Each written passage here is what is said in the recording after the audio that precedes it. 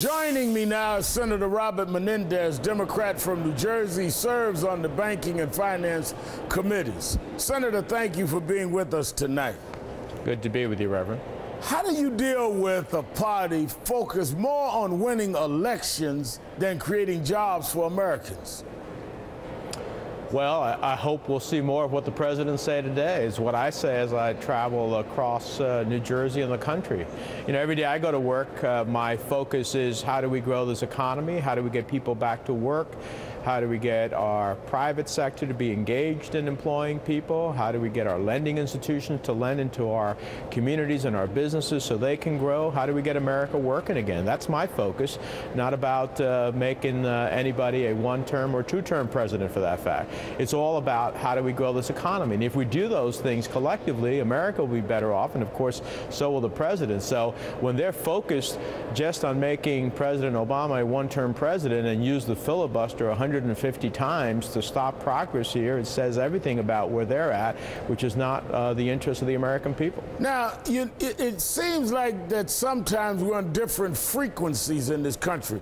People are outraged, people are upset. I'm talking about teachers, firemen, policemen, ordinary people, students marching. We're getting ready, civil rights leaders to march. But then you look at Senator McConnell and what he said today. It's almost like we're on one frequency, they're on another, and we're like passing in midair. Let me show you what Senator McConnell said. This bill is the same wasteful spending, the same burdensome union giveaways, and the same temporary tax policy that has failed the American people in the last 2 years. By adding a tax on small business owners, they made it even less attractive to job creators. By adding a tax to small business owners, a millionaire's tax, small business owners are not necessarily millionaires, maybe middle businesses and higher. But a millionaire, surcharge of millionaires is not small business owners. I mean, what is going on in their heads?